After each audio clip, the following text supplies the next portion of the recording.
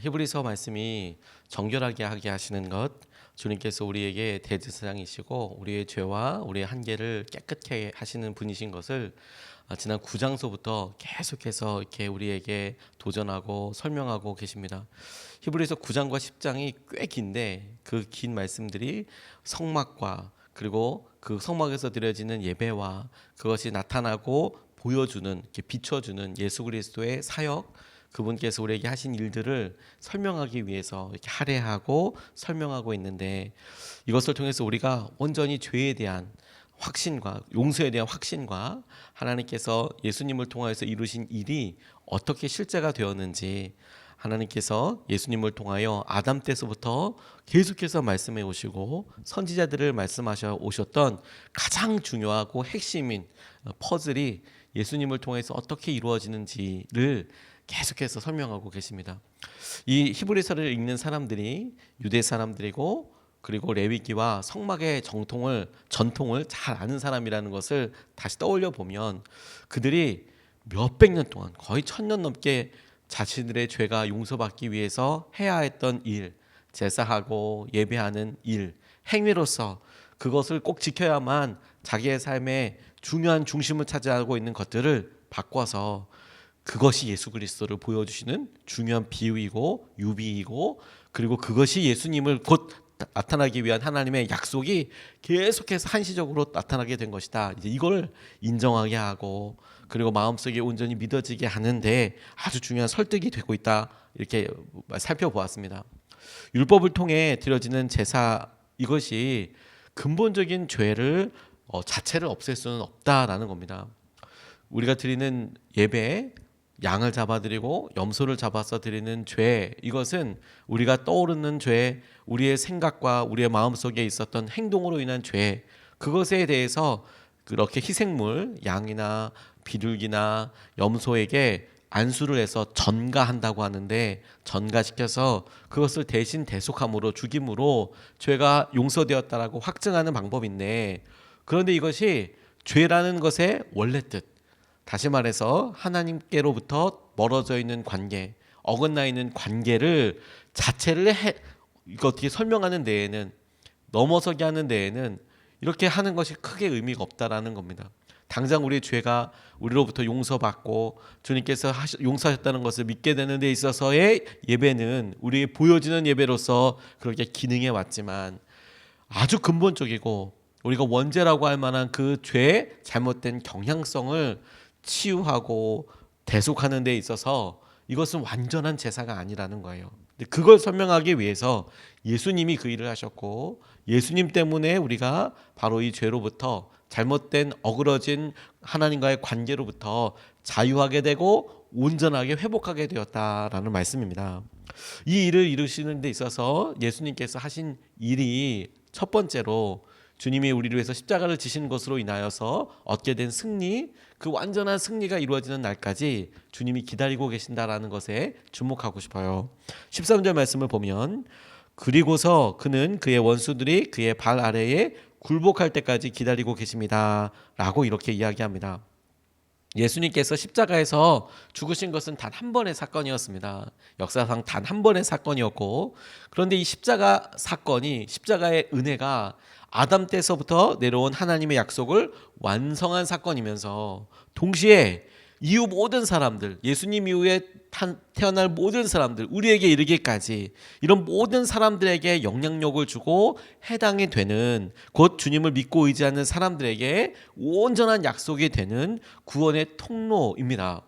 그러니까 예수님의 십자가 지심은 그 예수님의 십자가를 중심으로 해서 그 전에도 하나님의 약속을 이루시기 위한 놀라운 계획이고 실행이고 놀라운 주님의 사건이지만, 동시에 그 이후에 태어난 모든 사람들에게도 영향을 미치는, 온 세계에 미칠 만한 큰 기쁨의 좋은 소식이 되는 것이죠. 그걸 우리가 믿습니다. 주님께서 이 땅에 다시 오시는 날에 주님께서 십자가에서 이루신 이 땅의 죄를 멸하시고 사단의 일을 멸하셨던 그 일이 우리에게 완전한 승리로 우리에게도 보여지게 되고 깨닫게 될 겁니다. 그날 심판의 날에 이르게 될 때 주님께서 알게 하시고 의미를 드러내 보여주실 때에는 이런 일을 주님께서 하셨구나, 이렇게 승리했구나라는 것을 우리가 다 보게 되고 확인하게 될 것입니다.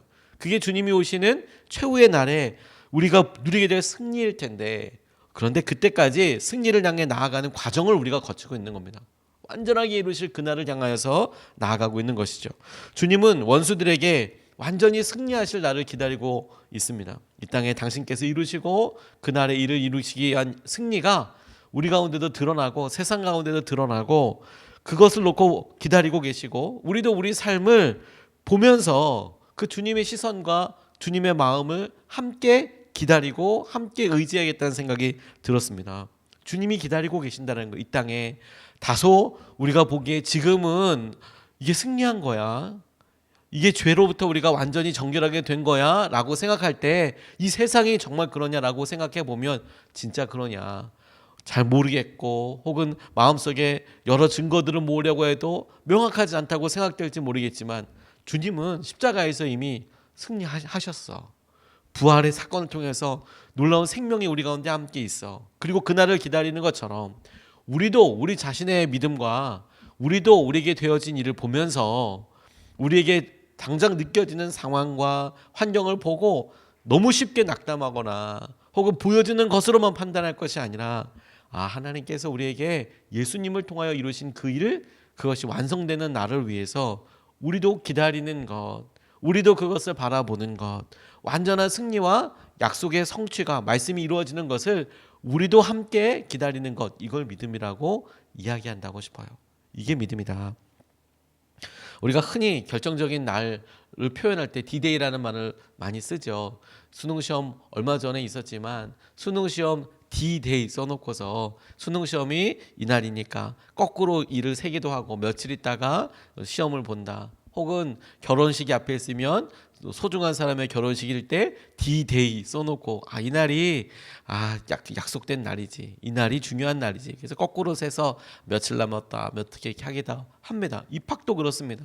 아이들 초등학교 입학할 때 또 중요한 여러 일이 있을 때 D-Day를 또 보고 이날이 그 중요한 날이지 이렇게 생각하지요. 근데 실제 D-Day는 세계대전 2차 세계대전 때 있었던 그런 말입니다. 1944년 6월 6일에 아이젠하워를 사령관으로 하는 연합군이 독일에 점령되어 있던 프랑스 서부 해안 노르망디에 상륙작전을 하면서 나온 말입니다.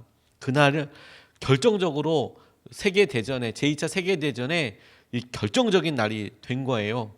그날 그 노르망디 사건으로 인하여서, 그 상륙작전으로 인하여서 독일이 온 유럽을 쓸고 나가고 이 전쟁을 주도해서 나가던 것에서 결정적인 그냥 일이 된 겁니다. 승리가 된 겁니다. 그날 노르망디 작전을 통하여서 엄청난 전세가 확 변하게 된 거였어요. 당시에 이 독일 측에서는 롬멜 장군이라고 유명한 장군이 지키고 있었는데, 노르망디에서 지키고 있다가 6월 1일에 연합군이 이제 6월 6일 날 D-Day로 하고 이날 노르망디 상륙 작전을 하자. 그런데 독일 쪽에서도 가만 보니까 이게 안개가 짙어지고 있고 이 기후상 이거는 상륙작전 하기는 힘들다. 그래서 이 롬멜 장군이 베를린으로 돌아간 상태였답니다. 이 즈음이 그러니까. 그래서 이 D-Day가 안개 속에서 감행이 됐는데, 상상하지도 못할 만큼 많은 사람들이 이렇게 밀고 오면서 한 1,500명가량의 사상자가 나기도 했지만 그래도 그 해변을 점령하는데 성공했다는 거예요. 해변 하나 점령했을 뿐인데 많은 사람들이 전쟁을 하고 지켜보고 전술을 보는 사람이 그것 하나 성공한 것 때문에 독일이 전세가 꺾였다라고 이야기할 만한 그런 일이었다는 겁니다. 그런데 우리가 생각해야 될 게 뭐냐면, 그날 D-Day 날 그것을 승리하고 거기를 점령했다고 해서 전쟁에 바로 이긴 게 아니라는 겁니다. 1944년 6월 6일에 노르망디 사건이 있었지만, 상륙작전이 있었지만, 실제로 이 전쟁에서 완전히 승리하게 된 때는 1년이나 훨씬 지나고 난 1945년 8월 14일, 8월 15일, 일본은 8월 14일, 8월 15일 이렇게 차례대로 가면서 한 1년 넘게 전쟁은 계속됐다는 거예요. 크고 작은 전쟁들이 전 세계에서 막 이루어지고 있는데 그 전쟁에 계속해서 연합군만 승리한 것은 아니겠죠. 결정적인 패색이 짙어졌지만 그럼에도 불구하고 계속해서 승리한 것도 있었지만, 혹은 독일군이나 일본군이 지역적으로 이기는 것도 있었다는 겁니다.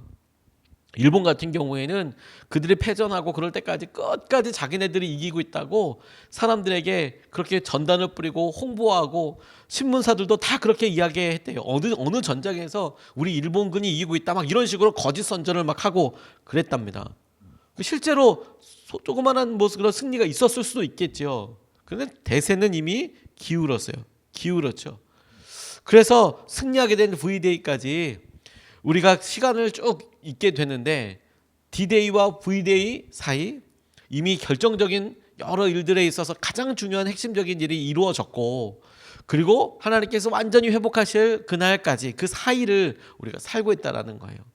주님께서 그 시기를 기다리고 있다라는 거예요. 전세를 보고 이 세상에 온전한 승리가 있을 때까지 주님이 그 일을 이루신 일에 대하여 그 끝을 보고 있는 것이죠. 우리도 우리가 보이는 수준에서 우리 주위에서 있게 된 여러 일들에서 감히 승리와 감히 우리가 실패를 생각할 것이 아니라 예수 그리스도께서 이루신 그 일을 우리가 믿고 보고 그것을 믿음으로 의지하고, 그래서 하나님께서 하시는 일을 고백하며 기다리는 것, 그것이 주님께서 우리에게 대제사장이시고 우리의 죄를 속죄하시고 이 세상의 모든 인류에게 해당되는 큰 기쁨의 좋은 소식이 우리에게 실제가 되는 그 날을 위해서, 지금 다시 오실 날을 위해서 우리가 기다리고 가져야 될 믿음이라고 싶습니다. 주님께서 기다리시듯 우리를 참아주시고 이 세상을 기다려주시는 주님을 바라보며 똑같이 기다린다는 거예요. 두 번째로, 예수님 때문에 이 모든 일이 우리 가운데 실제인 것을 다시 한번 믿고 의지할 수 있다는 거예요. 15절로 18절까지 말씀을 보면, 그리고 성령도 우리에게 증언하여 주십니다. 먼저 이렇게 말씀하셨습니다. 주님께서 말씀하신다. 그날 이후에 내가 그들에게 세워줄 언약은 이것이다. 나는 내 율법을 그들의 마음에 박아주고 그들의 생각에 새겨주겠다. 또 나는 그들의 죄와 불법을 더 이상 기억하지 않겠다. 죄와 불법이 용서되었으니 죄를 사하는 제사가 더 이상 필요 없습니다. 라고 그렇게 이야기하셨어요. 모세가 하나님께로부터 받았던 돌판에 새겨진, 돌비에 새겨진 계명을 기억하듯이, 그것이 그 다음에 이스라엘 백성들에게 남아있는 흔적들을 바라보며 주님께서 왜 그것을 주셨는지, 왜 그 일을 하셨는지와 그 일이 우리에게 일어나기 정말로 원하셨던 결과들, 열매들에 대해서 이스라엘 백성들이 열심은 있었지만, 몸부림은 있었지만 그 중요한 본질이 퇴색되어져 가는 것을 하나님도 안타깝게 보셨어요. 나중에는 선지자들과 하나님의 사람들 보내서 끊임없이 이야기해도 사람들이 깨닫지 못했어요.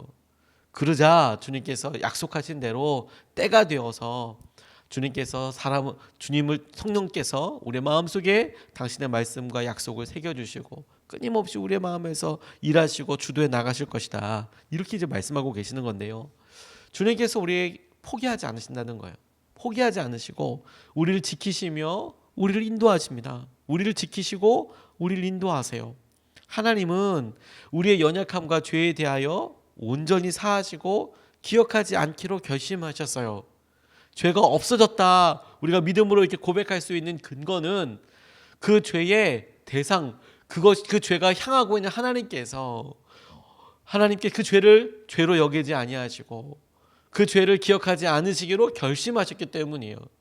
우리가 나아졌기 때문에, 우리가 죄를 안 짓는 존재가 되었기 때문에 중심이 있는 것이 아니라, 그렇기 때문에 되었다라는 것이 중심이 아니라, 그 죄를 보고 안타까워하실 분, 그것을 죄로서 규정하시고 그것으로 해서 고통 아파하시는 하나님께서 더 이상 그것을 죄로 여기지 않고 그것을 죄로 기억하지도 않으시겠다라고 결심하셨기 때문에, 약속하셨기 때문에 그 일이 우리에게 죄에 대해서 자유하게 되는 일이 되는 것이죠. 왜 이런 일이 있었다고요? 예수님 때문에.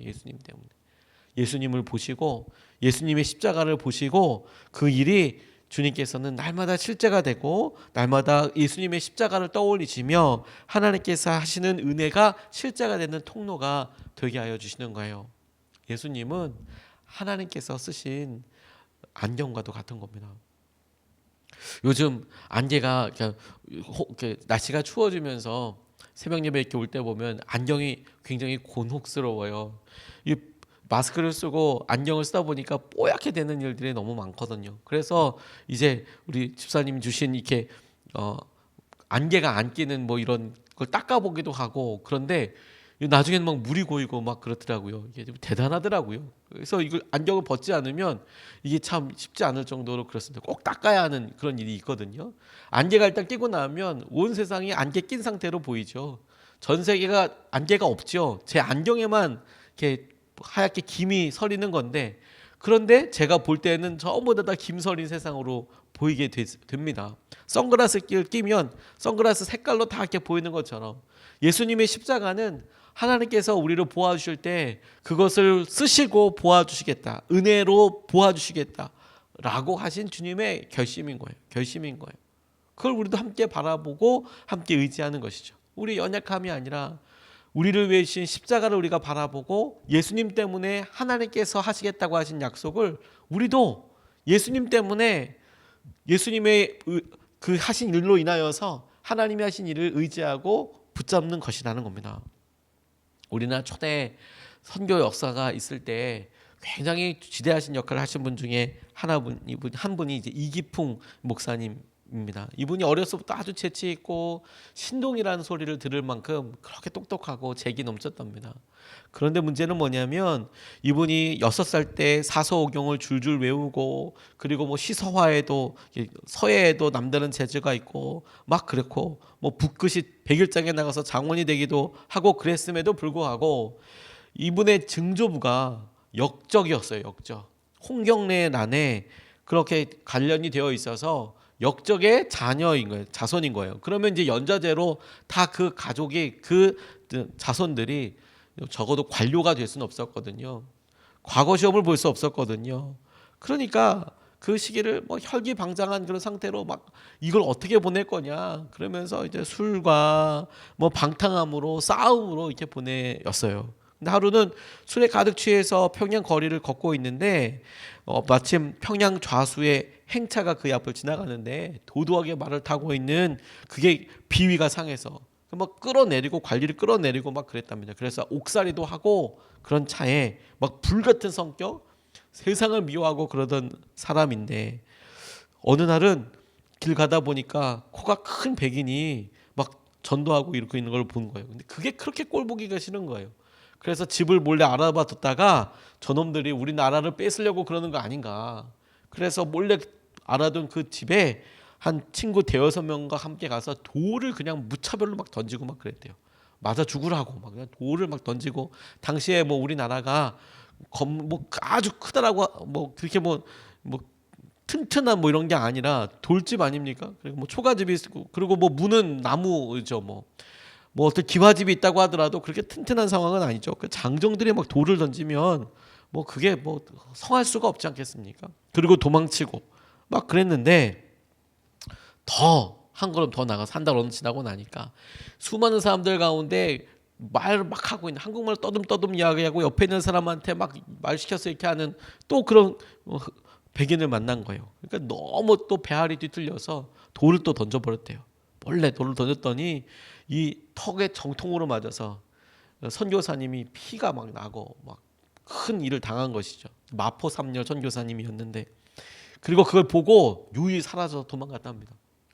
턱에 이렇게 막 피가 나고 그러는데 사람들을 복음 전하고 있는 자리에 돌 던져서 그렇게 됐는데 근데 이분이 그렇게 사람들을 가운데서 분노와 힘든 여러 삶을 보고 그리고 선교사님들 눈에 보이니까 그렇게 폐결이게 막 그렇게 했지만 근데 시대가 그렇게 만만치가 않은 거예요. 그래서 1894년에 청일전쟁이 반발하고 본인도 숨어야 되고 돌아다녀야 되고 이럴 때 이제 원산으로 가서 살 방법을 살고 이렇게 있는데 어느 날은 그렇게 힘없이 그것을 팔러 돌아다닐 때 또 큰 백인, 코가 큰 백인 스왈른 선교사를 보게 됐대요.